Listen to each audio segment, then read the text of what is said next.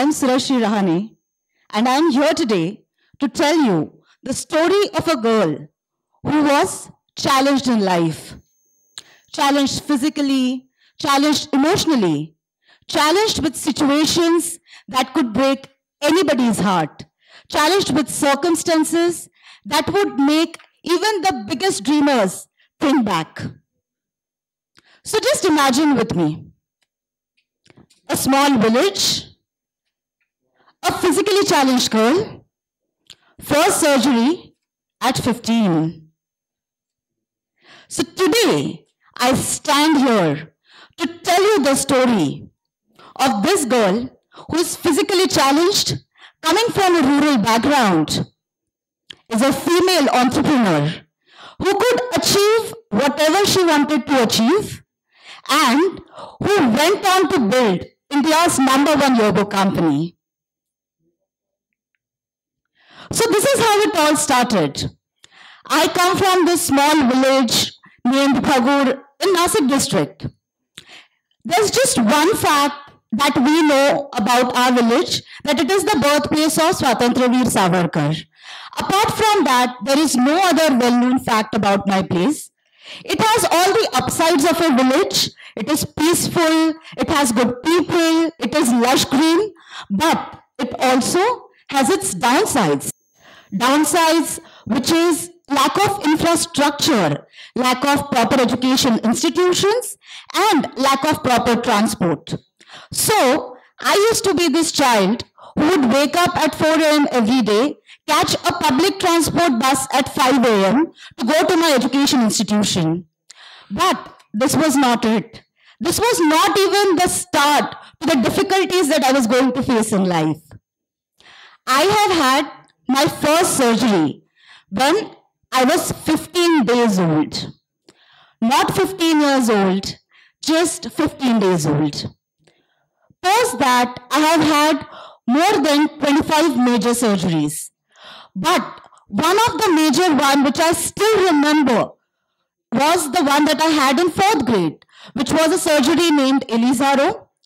In this surgery, the doctor said that they'll be piercing my legs with rods and there would be certain frames to support it, because who doesn't need constructive support in life, right?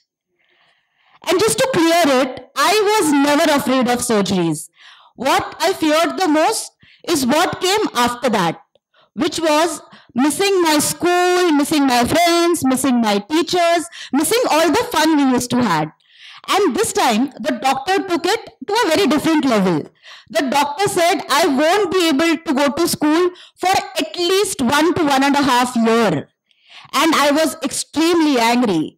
I was angry on myself, I was angry on my parents, I was angry on doctor, on this fact that something that I had not chosen, how could it dictate my life?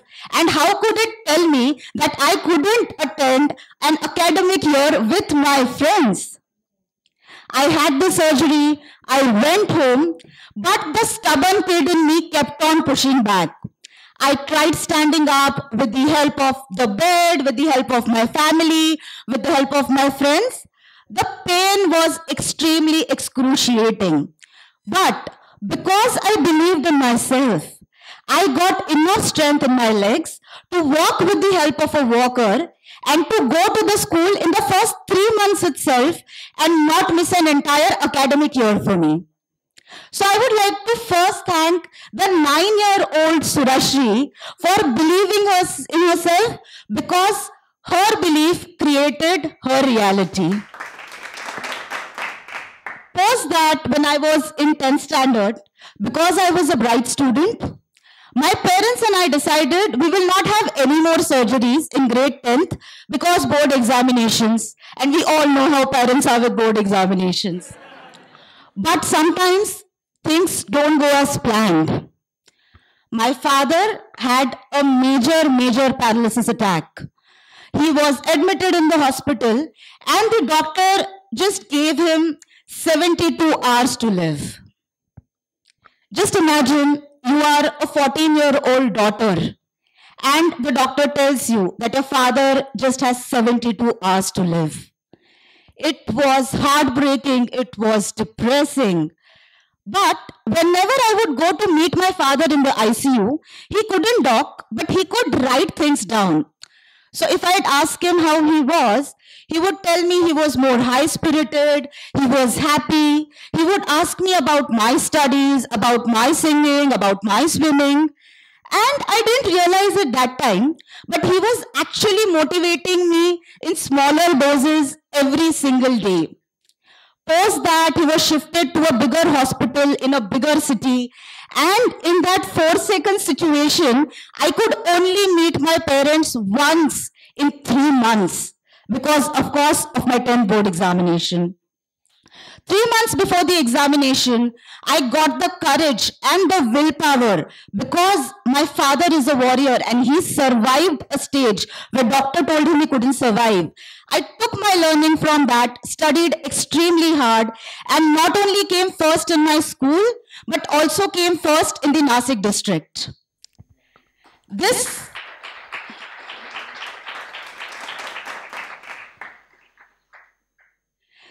taught me not to be a victim of my circumstances, but to be the hero or heroine of your circumstance.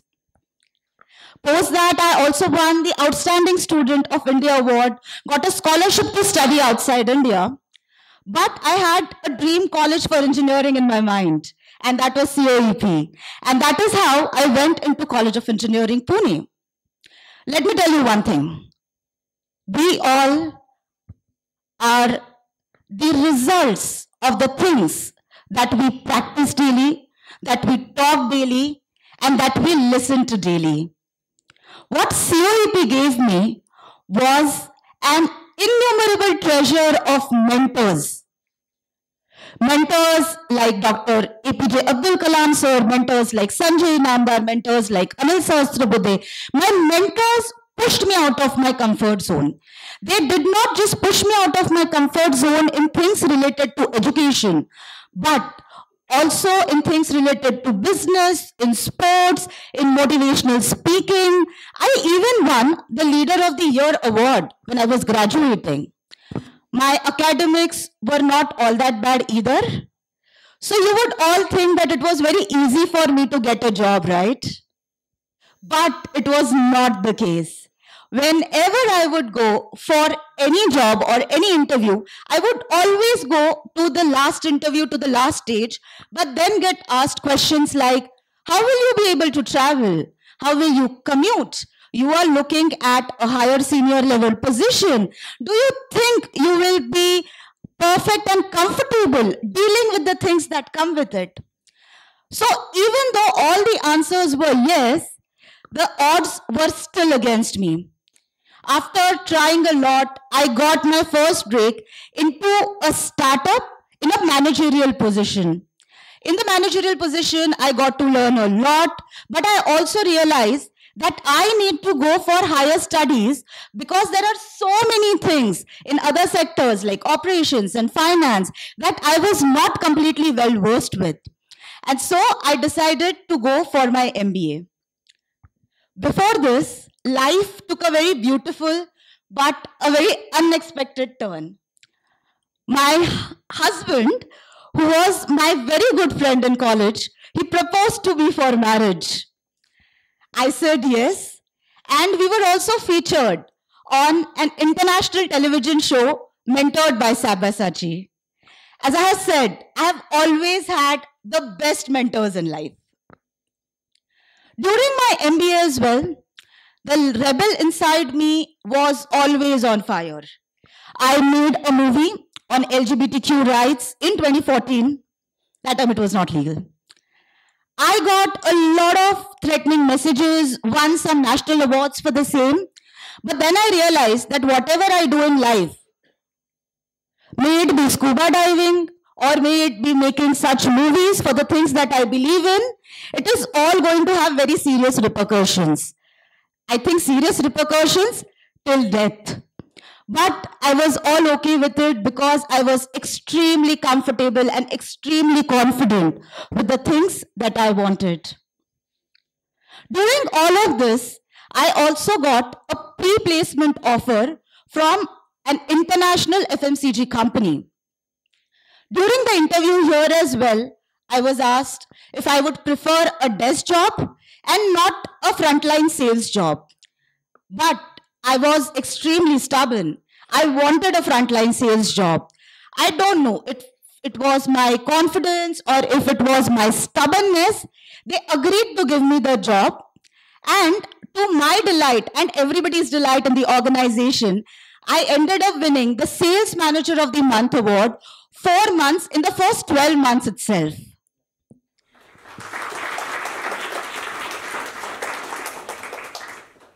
Oh, it was indeed an extremely fantastic journey. Post that, I was leading IT and education for a global MNC. I became a motivational speaker. I became an angel investor with multiple startups. I became a mentor to at least 10,000 students out there. And then I started with my latest journey, which was on entrepreneurship.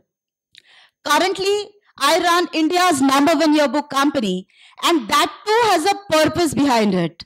The purpose is to connect the students and the alumni with the education institution in a meaningful way, which for me is something that is much bigger than all of us individually. I know I have in me to achieve my dreams every single time. But once a dream is over, I love to go to the next one. My current dream is to explore the universe within us, the universe outside of us. But to do it in a very meaningful way, there are a few things that I consider and that I want you all to know as well. The first thing is to become your biggest cheerleader. Because if you won't believe in yourself, who else would? The second is to have good mentors.